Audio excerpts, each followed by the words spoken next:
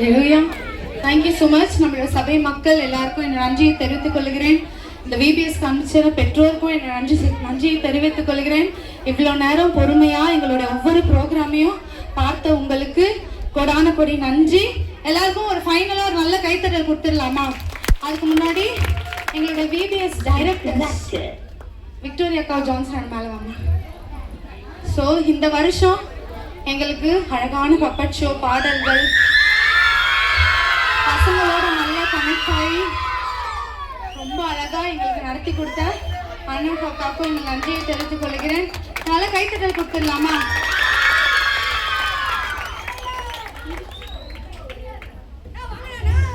So first teachers தான்.